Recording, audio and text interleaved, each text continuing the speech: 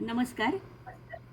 अगस्ती संहिता वाचन इस उपक्रम में मैं वैद्या प्रियदर्शनी बापटकडूस आप सभी का और आदरणीय वैद्य विष्णु जोगड़ेकर सर का हार्दिक स्वागत करती हूँ। श्री चरक संहिता चिकित्सा स्थान त्रयोविंशोध्याय विषय चिकित्सा के बारे में हम देख रहे थे। इसके अंतर्गत पिछले सत्र में स्थावर विष के लक्षण, दूषी विष के लक्षण तथा विष की वजह से आने वाले मरणलिंग और ये मरणलिंग का आधुनिक शास्त्र के अनुसार जो भी इंटरप्रिटेशन है, इसके बारे में सर ने बहुत विस्तृत स्वरूप में विवरण किया था। मैं सर से अनुरोध करती हूँ कि पिछले सत्र में हम श्लोक नंबर 34 तक आए थे, तो अध्याय वाचन का प्रारंभ करें। धन्यवाद। सभी को नमस्कार। अभी ये जो 3 श्लोक है उनमें विषय चिकित्सा का सार आया है, ऐसा हम कह सकते हैं, क्योंकि यहाँ 24 उपक्रम दिए गए हैं कि विषय चिकित्सा के लिए कौन से 24 उपक्रम इस्तेमाल करना है वो यहाँ दिए हैं। मंत्र अरिष्टा उत्कर्तन निष्पीडन चूषण अग्नि परिषेकाः अवगाह रक्तमोक्षण वमन विरेक उपधानानि हृदयावरण अंजन नस्य धूम लेह औषध प्रशमनानि प्रतिसारणं प्रतिविषम संज्ञा संस्थापनम लेपः मृत संजीवनमेव च विशतिरेके चतुर्भिरधिकाः स्युः उपक्रमाः यथा ये यत्र योज्याः शृणु तथा तान्। तो ये 24 उपक्रमों की लिस्ट दी गई है। तो इसके बारे में हम प्रैक्टिकल चीज़ें जरा सोचेंगे। ये मेरा हमेशा का प्रेजेंटेशन है, इसलिए पुराना ही प्रेजेंटेशन दे रहा हूँ।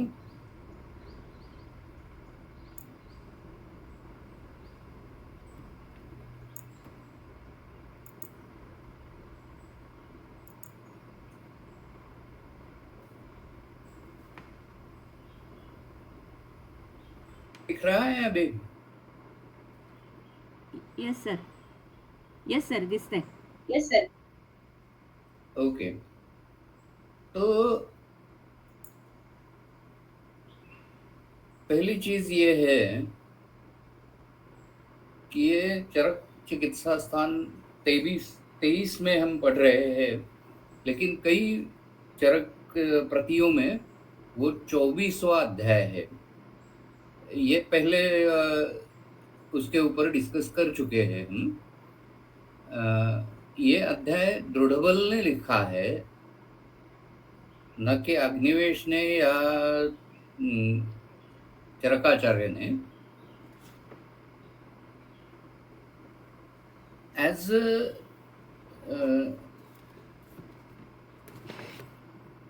physician, I find that the sequence of 24 modalities has no significance.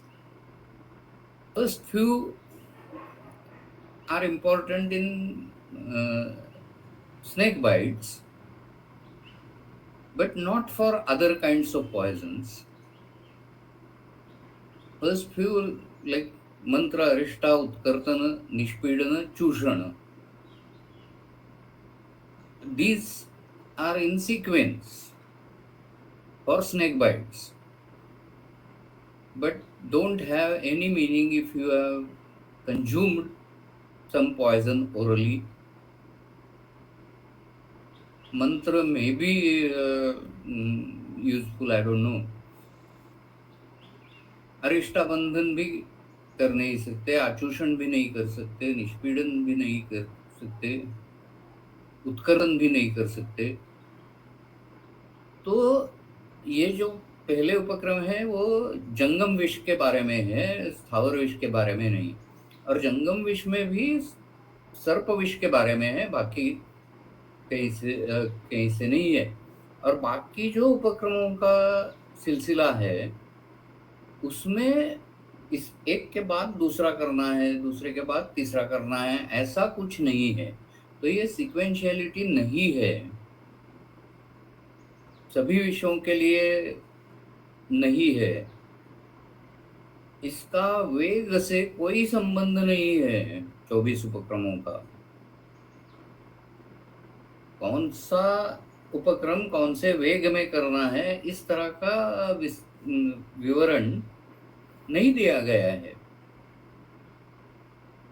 तो थोड़ा सा सावधान रह के हमें इसके बारे में सोचना चाहिए। बाकी के ग्रंथ या आधुनिक वैद्य क्या कहता है वो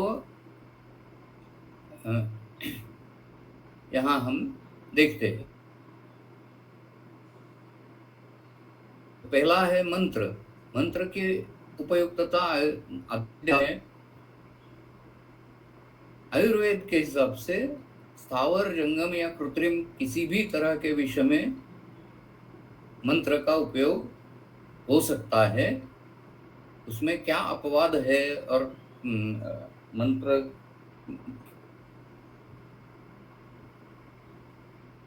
सबसे पहला और सबसे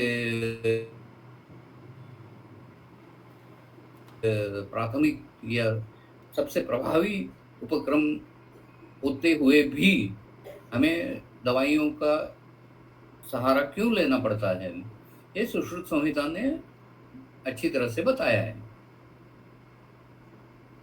अरिष्टाबंधन, पहले अरिष्टाबंधन की उपयुक्तता आधुनिक वैदिक में थी।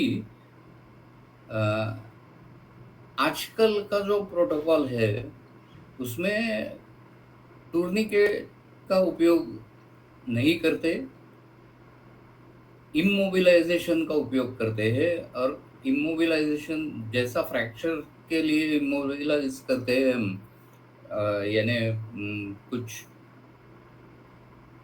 स्प्लिंट लेके उसके ऊपर जो भी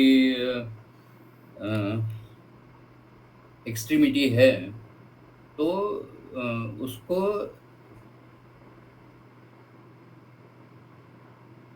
पूरा इमोबाइल कर देते हैं। तो ये अरिष्टाबंधन नहीं है, लेकिन उससे उसी दिशा में और आगे का कदम है। ये अरिष्टाबंधन सिर्फ जंगम विष के लिए उपयुक्त है, स्थावर विष के लिए या कृत्रिम विष के लिए उपयुक्त नहीं है।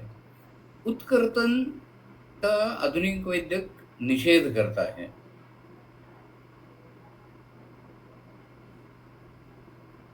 निष्पीड़न का भी निषेध करता है, क्योंकि कैसा है, जितना हम उत्कर्तन करेंगे उतना रक्तवाहिनी का जाल टूटेगा और उसमें से विष बाहर आने के बजाय अंदर जाने की संभावना ज्यादा रहती है। तो उत्कर्तन इतना आसान उपक्रम नहीं है जितना कि फिल्मों में दिखाया जाता है। Taking cuts at the site of bite, वो हम आगे देखने वाले हैं। आचूषण या सक्शन, ये आधुनिक वैद्यक में समाविष्ट है। जो भी कुछ विष इंजेक्ट हुआ है वो उस जगह से निकाल देने के लिए आचूषण है, लेकिन उसकी विधि फिल्मों में दिखाई जाती है उससे काफी अलग है। अग्नि, ये उपक्रम आधुनिक वैद्य के लिए नामंजूर है। आयुर्वेद के हिसाब से वो जंगम और स्थावर दोनों तरह के विषयों के लिए उपयुक्त हो सकता है। जब स्थावर विष में त्वचा के ऊपर कुछ लक्षण हो।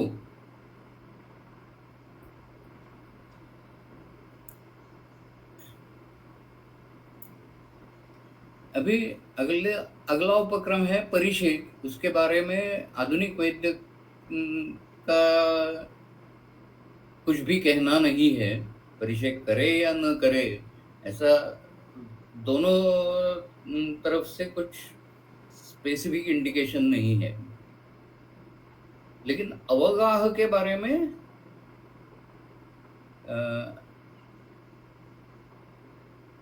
अवगाह के बारे में भी वही है, रक्त मोक्षण नहीं चाहिए आधुनिक विज्ञान को। वमन विरेचन, उसके बारे में उसके जो रिप्लेसमेंट उपक्रम है वो आधुनिक वैद्यक में ज़्यादातर उपयोग किए जाते हैं। और उपधान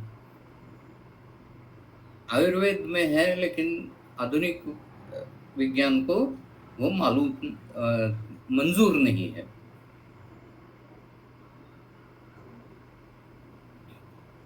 हृदय आवरण की उपयुक्तता स्थावर विष के लिए है, वो आधुनिक विज्ञान को भी मंजूर है। अंजन आयुर्वेद में बड़े मायने रखता है, लेकिन आधुनिक विज्ञान अंजन का निषेध करते हैं। नस्य के बारे में कोई भी साइड आधुनिक वैद्यक नहीं लेता है। अंजन और नस्य दोनों स्थावर, जंगम और कृत्रिम तीनों प्रकार के विष में उपयुक्त है। धूम ये जंगम और कृत्रिम विष में दिया है, उसके बारे में आधुनिक वैद्यक निषेध करता है। लेह ये जंगम विष में लिखा है, उसके बारे में हम जब लेह उपक्रम पे आ जाएंगे तब देखेंगे। औषध ये स्थावर, जंगम और कृत्रिम तीनों विषयों के लिए है, और ये आधुनिक विज्ञान को भी मंजूर है।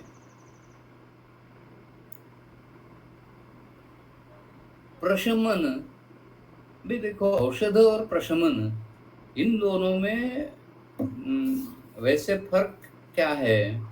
तो औषध जो है वो विष को न्यूट्रलाइज करता है। प्रशमन लक्षणों का प्रशमन करता है या दोषों का प्रशमन करता है। औषध जो है वो विष का न्यूट्रलाइजेशन उससे साध्य होता है। तो ये दोनों वैसे तो एक ही अर्थ के शब्द है, लेकिन उपक्रमों की संख्या 24 करने के लिए ये ऐड किए गए हैं।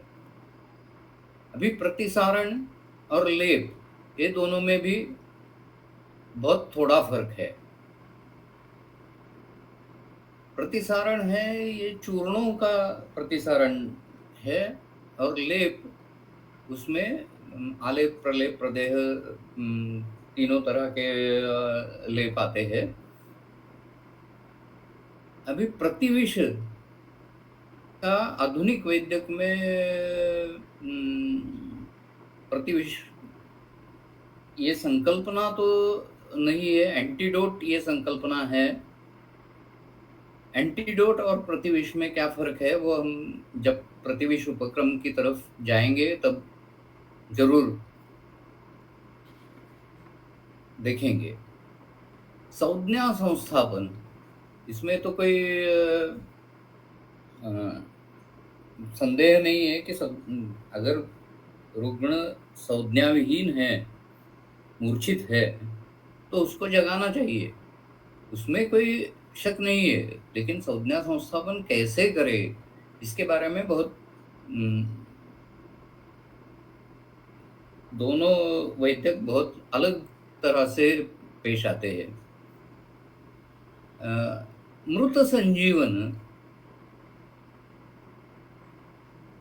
ये बेसिक लाइफ सपोर्ट हम कह सकते हैं। वो 24वां उपक्रम करके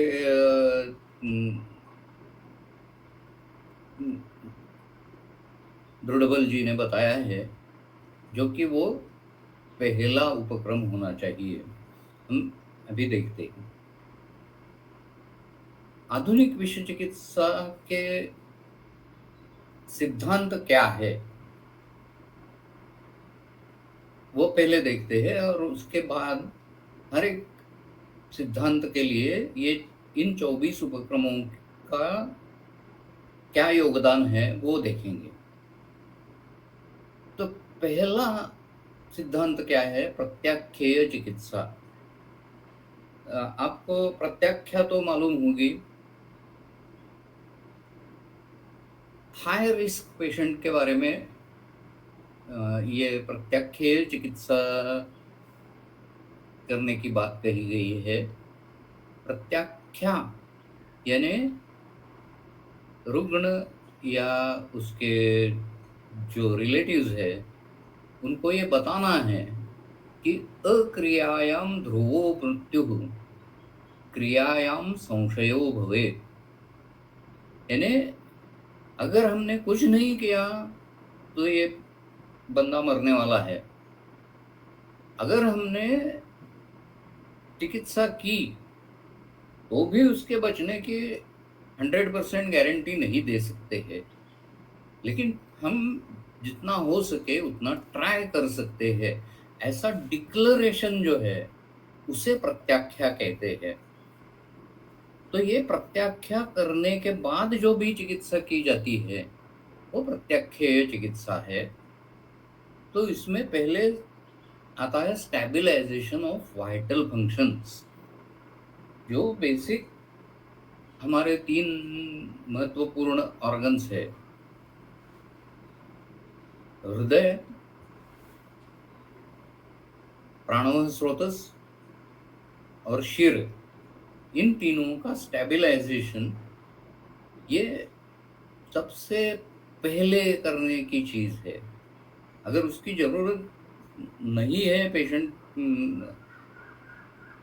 खुला सांस ले रहा है या उसकी नाड़ी अच्छी चल रही है, वो कॉन्शियस है, प्रश्नों के उत्तर ठीक तरह से दे पा रहा है, तो इस उपक्रम की जरूरत नहीं होगी। लेकिन पहले पेशेंट आने के बाद पहले हमें ये चेक करना चाहिए कि वाइटल फंक्शंस क्या कर रहे हैं और उसका स्टेबलाइजेशन करना जरूरी है। ये पहला सिद्धांत है। कैसा है कि विषय आशुकारी है तो बहुत जल्दी पेशेंट मरने की संभावना है। तो पहले ये करना चाहिए कि जो वाइटल फंक्शंस है वो स्टेबलाइज करना चाहिए। उसके बाद हमें पेशेंट का पूरा इतिहास लेना या सभी परिस्थिति दर्शन स्पर्शन और प्रश्न से अवगत करा लेना, ये सब हम बाद में भी कर सकते हैं। लेकिन पहले पेशेंट का हृदय शुरू रहना चाहिए, श्वसन शुरू रहना चाहिए और जितना जल्दी हो सके पेशेंट कॉन्शियस हो। तो ये देखने के बाद दूसरा उपक्रम जो है उसे हम प्रसर प्रतिबंध कह सकते हैं कि विष शरीर के अंदर गया है तो उससे ज़्यादा फैलने नहीं देना है। इसके लिए जो भी करना है वो प्रसर प्रतिबंध है। यानी अगर पेशेंट ने जहर खाया है तो उल्टी करवा के वो शरीर से बाहर निकालना है, एब्सॉर्ब होने नहीं देना है। अनएब्सॉर्ब्ड पॉइजन जो है उसको रिमूव करना है।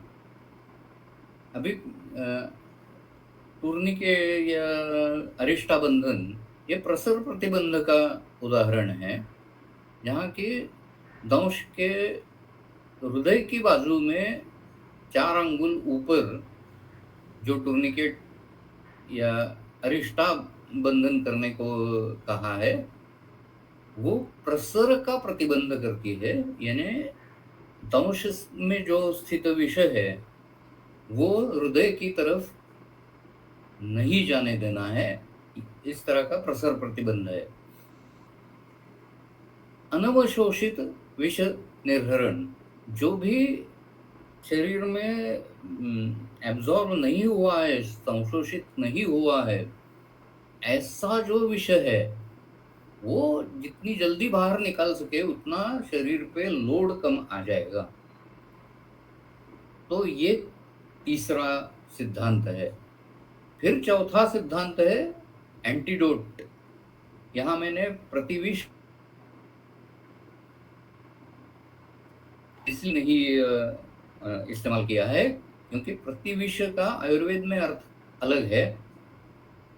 एंटीडोट में बहुत तरह के एंटीडोट्स होते हैं, उसमें बहुत थोड़े विषैले पदार्थों का यूज होता है। आयुर्वेदिक प्रतिविष प्रयोग में, जैसा कि अष्टांग संग्रह के विषोपयोगी अध्याय में बताया है, उस तरह स्थावर विष के लिए जंगम विष का प्रयोग और जंगम विष के लिए स्थावर विष का प्रयोग, उसको आयुर्वेद में प्रतिविष कहते हैं। लेकिन सिर्फ नींबू पानी देना वगैरह ये भी प्रतिकारक प्रयोग है, एंटीडोट का प्रयोग है। हर एक विष के लिए अलग अलग एंटीडोट रहेगा, उसके बारे में हम बाद में चर्चा करेंगे। यह एंटीडोट किस लिए है? वो औषध की तरह है, यानी वो विष का प्रतिरोध करता है। यानी शरीर में जितना भी विष है उसमें जहां तक वो प्रतिविष पहुंच जाएगा, प्रतिकारक प्रयोग पहुंच जाएगा, एंटीडोट पहुंच जाएगा और विष को एंगेज करेगा, उतना फ्री पॉइजन शरीर में नहीं रहेगा। वो जो कुछ बचा कुछ एब्जॉर्ब्ड पॉइजन है, फ्री पॉइजन है, यानी एंटीडोट से जुड़ा हुआ नहीं है, इस तरह का जो यानी जो विष एब्जॉर्ब हुआ है उसको शरीर से निकालने के लिए बहुत सारी प्रक्रियाएं कर सकते हैं, जिनमें डायलिसिस ये आजकल की सबसे महत्वपूर्ण चिकित्सा प्रणाली है। लाक्षणिक चिकित्सा ये छठा उपक्रम है, यानी छठा सिद्धांत है। कई बार ऐसा होता है कि सिम्टम के ऊपर ज़्यादा ध्यान देना पड़ सकता है, जैसे कि कुचला विषबाधा हो या अलर्क विषबाधा हो, उसमें हाइपर सेंसिटिविटी आ जाती है और ये हाइपर सेंसिटिविटी पहले नष्ट करना चाहिए। यानी किसी भी मामूली स्पर्श से भी रुग्ण एकदम वायलेंट हो जाता है। तो इस तरह के वायलेंट पेशेंट का इलाज करने से पहले उसमें जो विषय है उसका प्रतिकार करने से पहले ये वायलेंट पेशेंट्स, सीजर्स वगैरह जो इम्पोर्टेंट लक्षण होते हैं उनको कंट्रोल करना ज़्यादा ज़रूरी होता है। उसके बाद प्रतिकारक का प्रयोग भी हम कर सकते हैं। तो लाक्षणिक चिकित्सा कहीं उम, कुछ विषयों में ज़्यादा महत्व रखेगी, बाकी विषयों में जनरल मैनेजमेंट की तरह ज़्यादा उम, क्या ज़्यादा गर्मी हो तो शीतल जल का प्रयोग करके वो गर्मी निकाल देनी चाहिए। ज़्यादा ठंडी हो तो आवरण करके उसको उम, सहूलियत देनी चाहिए। फिर आता है 7वां सिद्धांत, वो है अपुनर्भव, यानी सेकेंडरी प्रिवेंशन। अब के बार विष बाधा हो चुकी है, वो हमने ठीक कर ली। ये विष बाधा फिर से न हो, इसके लिए क्या कर सकते हैं? यानी रुग्ण ने अगर आत्महत्या के लिए विषप्राशन किया है, तो उसका बार-बार ऐसा प्रयत्न करना अच्छा नहीं होगा, तो वो फिर से प्रयत्न न करे, इसलिए उसके आत्महत्या के प्रयत्न के पीछे क्या कारण हैं, वो समझ के उसके ऊपर चिकित्सा करके फिर से वो आत्महत्या की दिशा में न जाए, इस तरह की चिकित्सा है, उसको सेकेंडरी प्रिवेंशन कहते हैं। इसमें मेडिकल ट्रीटमेंट्स कम है, साइकियाट्रिक ट्रीटमेंट्स है, काउंसलिंग का बड़ा रोल रहता है, लेकिन ज़्यादातर ये शासन यंत्रणा के हाथ में है। यानी कौन से विषद्रव्य समाज में किस तरह से अवेलेबल होंगे, क्योंकि विषद्रव्य बहुत पावरफुल होते हैं, तो उनके हज़ारों उपयोग होते हैं। तो वो समाज में आने के लिए ज़रूरतें होती है। रिसर्च में बहुत बार लगता है। तो विषयों का वितरण कैसे करें, इसके ऊपर शासन कंट्रोल रख सकता है। तो उसके लिए बनाए गए कानून वगैरह ये सब अपुनर्भव चिकित्सा के बारे में है। अभी हम एक-एक सिद्धांत के लिए चतुर्विंशति उपक्रमों में कौन-कौन से हैं, वो देखेंगे। उपधान उपक्रम प्रत्याख्याय चिकित्सा के लिए है। प्रतिविष प्रत्याख्याय है। संज्ञा संस्थापन और मृत संजीवन। ये क्रम जैसा दृढ़बल ने दिया है, वैसे यहाँ लिखा है। मेरी समझ में तो वो उल्टे क्रम का होता है। यानी मृत संजीवन सबसे पहले, उसके बाद संज्ञा संस्थापन, उसके बाद प्रतिविष और उसके बाद उपधान। अभी प्रसर प्रतिबंध के लिए क्या है? मंत्र है, अरिष्टा है, अग्नि है और हृदयावरण है।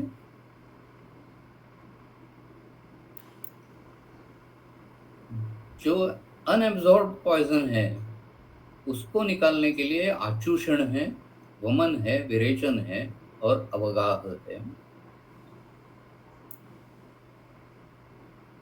एंटीडोट करके हम परिषेक का प्रयोग कर सकते हैं, प्रशमन का प्रयोग कर सकते हैं, लेह का प्रयोग कर सकते हैं, औषध का प्रयोग कर सकते हैं। जो अवशोषित या एब्जॉर्ब पॉइजन है, चिरकारी विषबाधा जिसे कहते हैं, उसमें हम कर सकते हैं दूषी विषमे, गरविषमे। उसमें उपक्रम जो है वो वमन, विरेचन, उपधान और रक्तमोक्षण ऐसे है।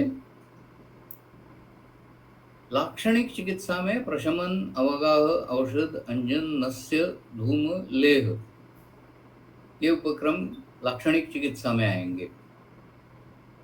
तो ये हर एक सिद्धांत के लिए क्या है वो हमने देखा। अभी एक एक उपक्रम हम डिटेल में देखेंगे। तो पहला उपक्रम जो है वो है मंत्र। मंत्र यानी क्या है? तो स्वर और व्यंजनों का ऐसा कॉम्बिनेशन है, जिस तरह किसी भाषा में शब्द होते हैं, तो मंत्र की एक अलग भाषा है। उसमें बीज, कीलक वगैरह इस तरह की चीजें होती है। राम रक्षा स्तोत्र पढ़ते हैं तो अ, अस्य श्री राम रक्षा स्तोत्र मंत्रस्य बुध कौशिक ऋषि वगैरह वगैरह जो हम पढ़ते हैं, तो उसमें वो मंत्र के लिए राम रक्षा है पूरा एक मंत्र है जो बुध कौशिक ऋषि ने रचाया है। श्रीमद् हनुमान कीलकम, यानी उसका कीलक पार्ट जो है वो हनुमान है। इस तरह से मंत्र के घटक जो होते हैं वो राम रक्षा स्तोत्र में हमें पढ़ने को मिलते हैं। विश्व के मंत्र है वो विश्व के कई ग्रंथों में, पुरातन ग्रंथों में दिए हैं। विश्व नारायणीयम नाम का एक ग्रंथ है जो केरल में प्रसिद्ध है। फिर काश्यप संहिता हमें तो मालूम है, वो बालरोग की संहिता इस तरह से जानी जाती है, लेकिन एक अलग काश्यप संहिता भी है।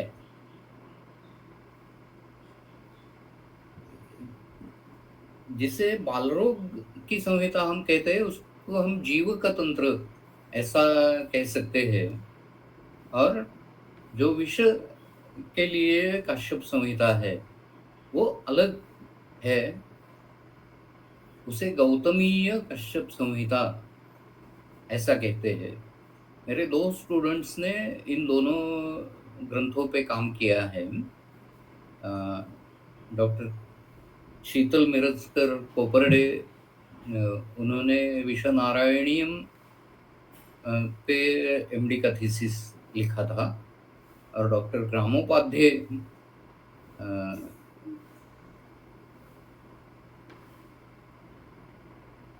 उनके पीएचडी का विषय था गौतमीय काश्यप संहिता। तो इन दोनों ग्रंथों में और भी अलग अलग ग्रंथ है, खगेंद्र मणि दर्पण वगैरह, जिसमें अलग अलग मंत्र दिए गए हैं। वो उनका एनालिसिस कैसे करना है वो सब उन दोनों के थीसिस में आपको उपलब्ध हो सकता है। लेकिन सुश्रुत क्या कहता है?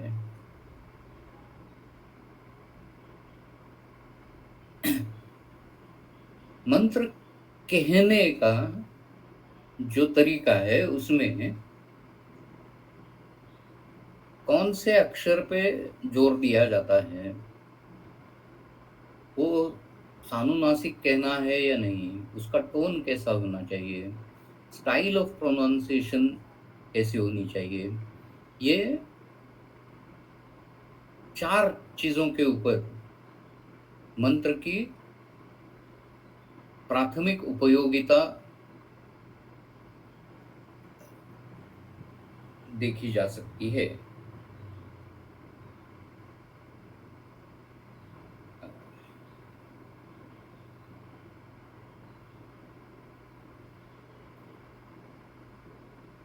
तो फिर मंत्र सिद्ध करने के लिए बहुत सारी चीज़ें करनी पड़ती है या बहुत परहेज़ रखना पड़ता है। जिसने मंत्र सिद्ध किया है, उसको एक आदर्श दिनचर्या का पालन करना होता है। अ, तो ऐसे सिद्ध मंत्र लोग मिलना बहुत मुश्किल है। तो अगर सिद्ध मंत्र नहीं है आदमी और वो मंत्र कहता है, तो उसके मंत्र का परिणाम होने वाला नहीं है। अभी मंत्र का जो अ,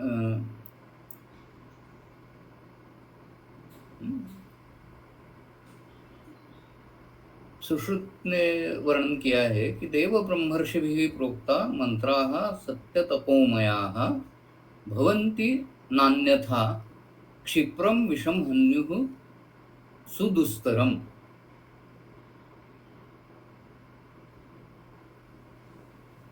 विषम तेजोमयैः मंत्रैः सत्यब्रह्मतपोमयैः यथा निवार्यते क्षिप्रं प्रयुक्तैर्न तथा औषधैः। ये पहले मंत्र की उपयुक्तता कैसी है कि जहाँ दवाई की पहुंच नहीं है, वहां मंत्र पहुंच सकता है। और हम अगर देखते हैं तो विश्व की जो मूलभूत व्याख्या है, परिभाषा है, तो उसमें विषाद जनना विषम ऐसा कहा है। तो जिसमें विषाद पैदा होता है, मैं अभी बचूंगा नहीं, इस तरह की जो भावना रुग्ण के में प्रबल होती है, तो उसका निवारण मंत्र से हो सकता है। अगर रुग्ण का मंत्रों के ऊपर विश्वास हो, तब ये हो सकता है। यानी आश्वासन चिकित्सा का एक अंग, ऐसा हम कह सकते हैं मंत्र के बारे में। तो सुश्रुत संहिता ने क्या कहा है? मंत्रास्तु अविधिना प्रोक्ता हीना वा स्वर वर्णता यस्मात् न सिद्धिमायान्ति तस्मात् योज्यो अगध क्रमः। अविधिना यानी मंत्र के उच्चारण की एक ठराविक विधि होती है। उसके लिए जो मंत्र बोलने वाला है, उसके लिए काफी नियम है, वो विधि है। तो उस विधि का अगर पालन नहीं किया तो सिद्धि नहीं मिलेगी।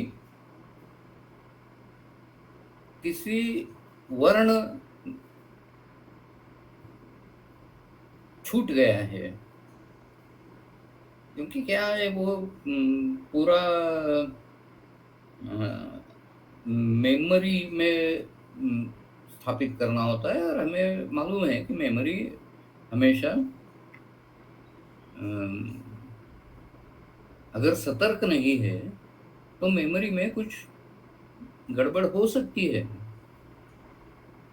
अगर हमने कंठस्थ नहीं किया है, हृदयस्थ नहीं किया है, तो कोई भी वचन में गड़बड़ हो सकती है।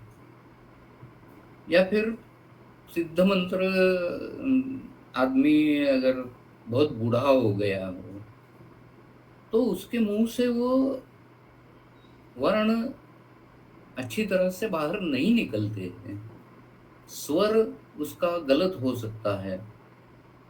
तो इस तरह के मंत्र सिद्धि नहीं पा सकते, इसलिए अगधों का क्रम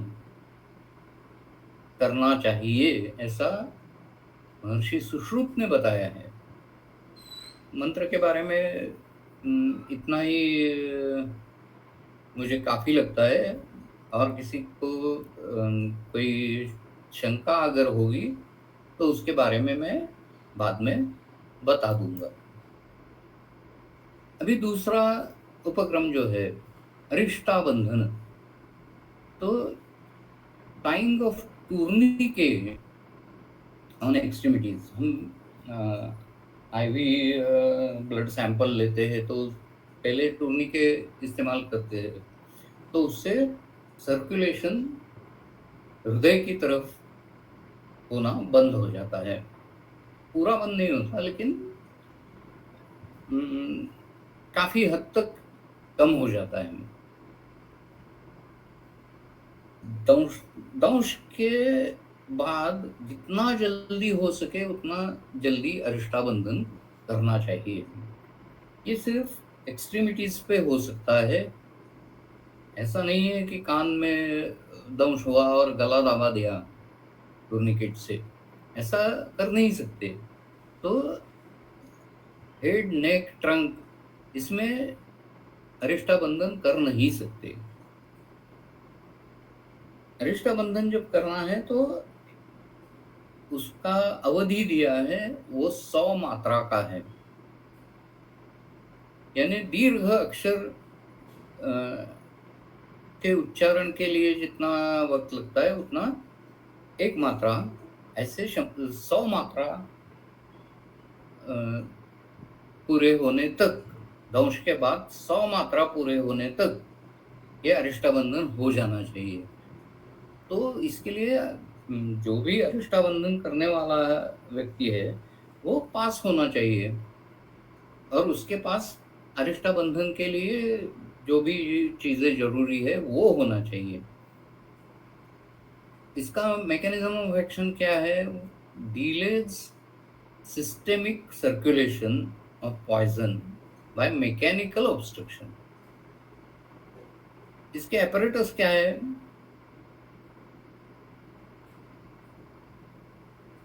मंत्र से भी अरिष्टाबंधन कर सकते हैं।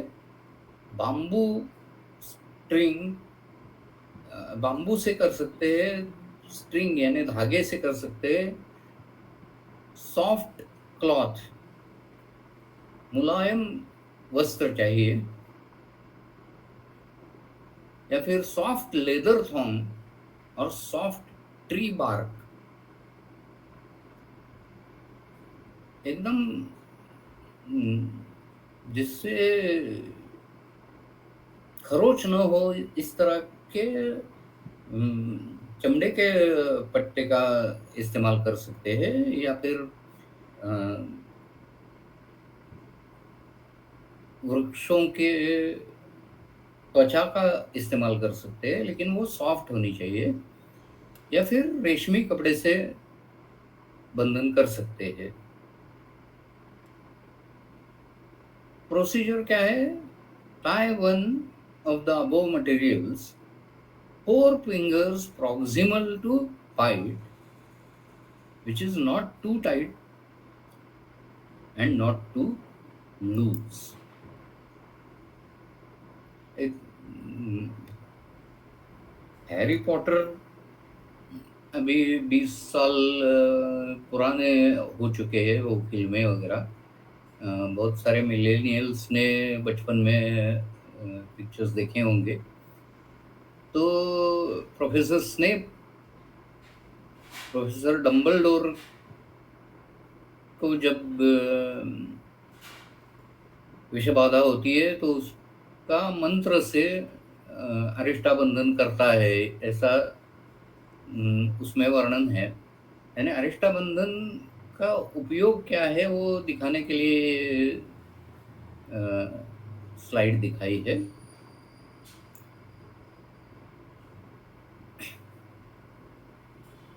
अगला उपक्रम है उत्कर्तन। Excision of bitten part is termed as उत्कर्तन। वहां स्पेलिंग मिस्टेक हुई है। इसका इंडिकेशन क्या है? अरिष्टाबंधन के बाद करना है, अरिष्टाबंधन से पहले नहीं करना है। तो 100 मात्रा, इसके लिए भी 100 मात्रा ही कहा है। पहले अरिष्टाबंधन करना और उत्कर्तन करना है। ओनली व्हेन बिटन पार्ट इस टिप ऑफ फिंगर और टो।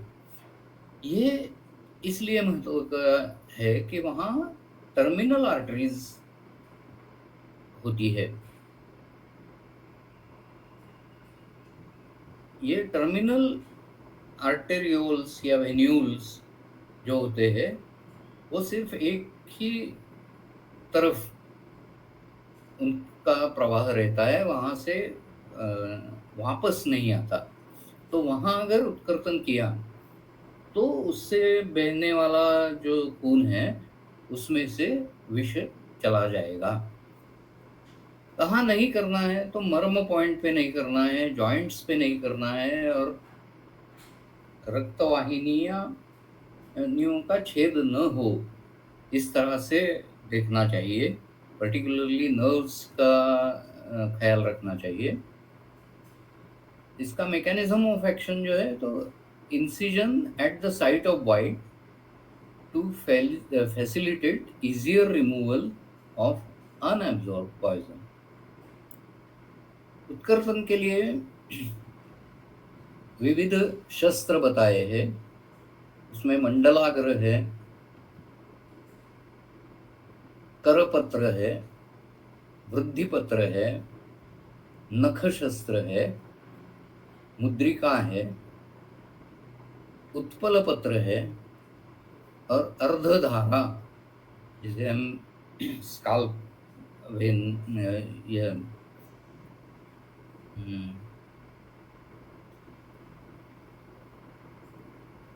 ये हम हमेशा इस्तेमाल करते हैं हॉस्पिटल में। तो सबसे ज्यादा प्रयुक्त ये स्काल्पेल है। अभी हम अगर उत्कर्तन कर रहे हो तो उसके बारे में आपको ज़्यादा जानना है तो वैद्य रूपेश एक्कालूरी का शल्य तंत्र में एक अच्छा प्रेजेंटेशन है। तो उसमें ये सभी चीज़ें बहुत अच्छी तरह से है। ये इसका एड्रेस है, आप स्लाइड शेयर पे जाके यह रूपेश अक्कालूरी एक्कालूरी ऐसा सर्च किया तो आपको ये प्रेजेंटेशन मिल जाएगा। अभी ये उत्कर्तन की गहराई कितनी होनी चाहिए, ये कौन से सर्प का दोष हुआ है उसके ऊपर निर्भर करता है।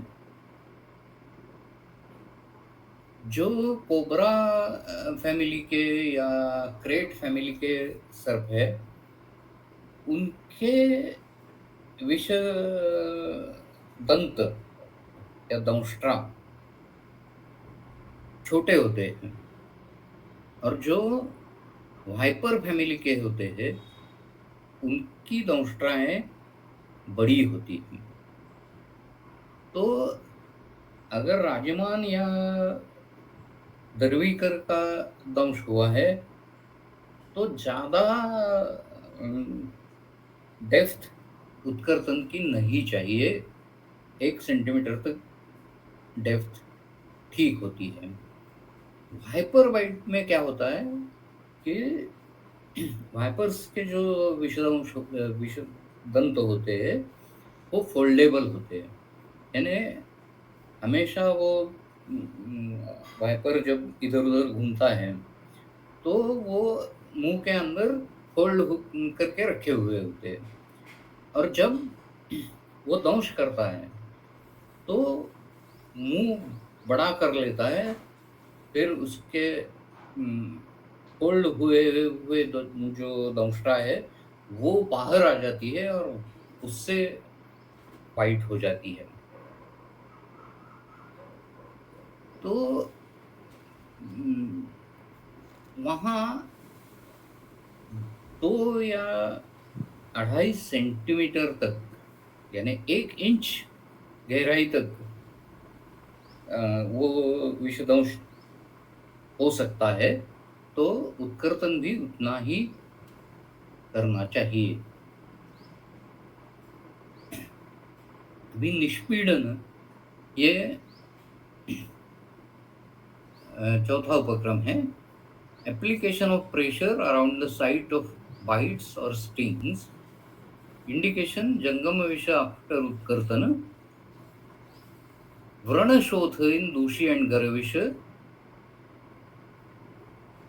बिफोर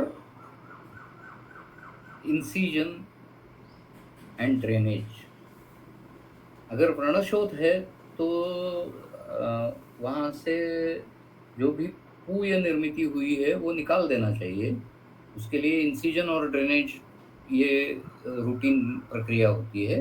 उससे पहले ये निष्पीडन कर सकते हैं, यानी कि जो एनकैप्सुलेटेड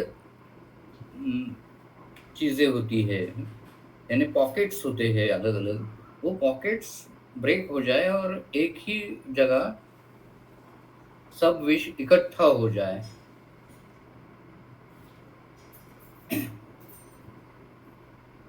जब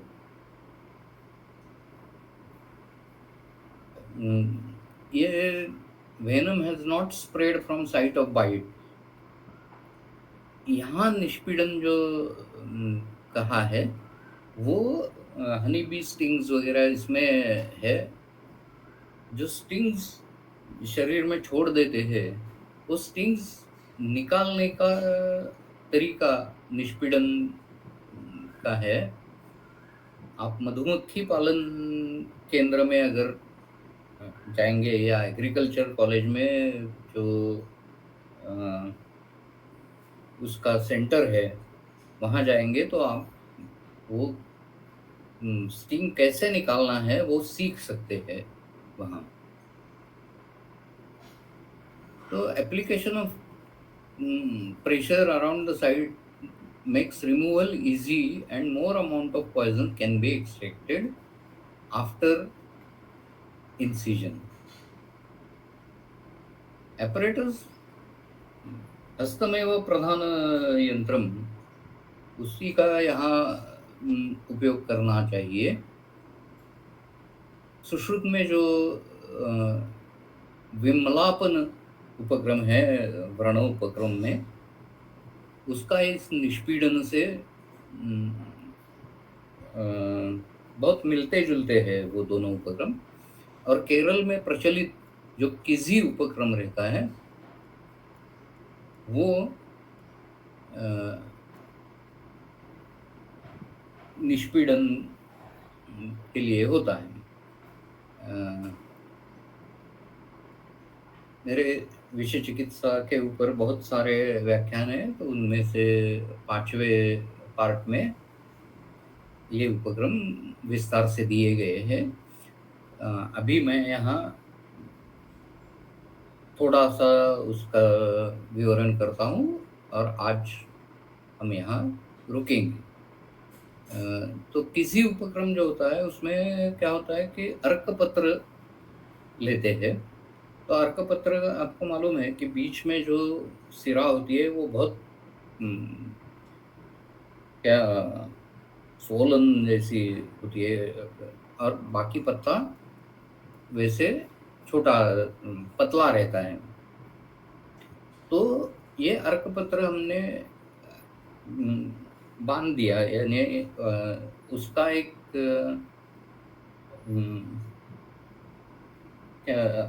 अर्कपत्र का सूत्र से हम बंधन करें और उसको बीच में काट दे तो 2 कोन तैयार हो जाते हैं।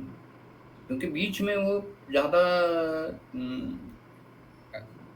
रहेगा और दोनों एंड्स पे कम रहेगा, तो 2 कोन शंकु जैसा तैयार हो जाता है। और काट देने से उसकी बीच की जो सिरा है उसमें से अर्कक्षीर निकलना शुरू हो जाता है। ये जो अर्कपत्र का कोन है वो गोघृत में सैंधव डालना है, पतला उसको मेल्ट करना है। और ये मेल्टेड सैंधव और घृत जो है उसमें ये अर्कपत्र का शंकु डुबोया जाता है और फिर जहाँ दंश है उसके चारों तरफ से दंश की तरफ उसका दबाव दे के निष्पीड़न करते हैं। तो यहाँ मैकेनिकल तो पार्ट है ही, लेकिन उसके साथ अर्क, क्षीर, सैंधव और घृत इनका भी उपयोग यहाँ दिखाई देता है। तो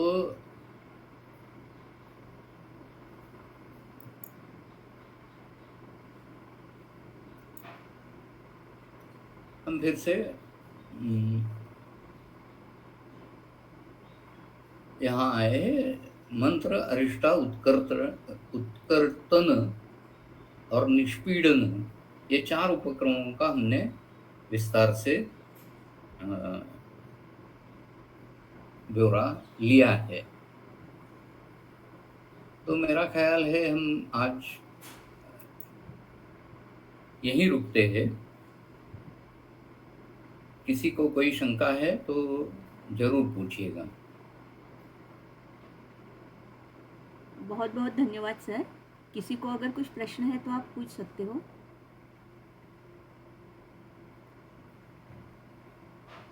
आज के व्याख्यान में ये जो चतुर्विंशति उपक्रम के बारे में आपने सर जो बताया, एक्चुअली इसके पहले हमने ये पढ़ा तो है, लेकिन इतना डिटेल इसका विचार हमने पहले कभी नहीं किया था कि इस तरीके से भी यानी कि मॉडर्न का और आयुर्वेद का जो आप एक को रिलेशन करके बता रहे हो, तो इस तरीके से हमने कभी नहीं सोचा था। तो बहुत बहुत धन्यवाद आपका। और शायद यहाँ पर प्रश्न नहीं है तो हम यहीं पर रुक रहे हैं और कल फिर से मिलेंगे। ये चतुर्विंशति के 4 अपने उपक्रम हुए हैं, तो आचुषण के साथ कल फिर से मिलते हैं। बहुत बहुत धन्यवाद। आज यहीं पर रुक रहे हैं।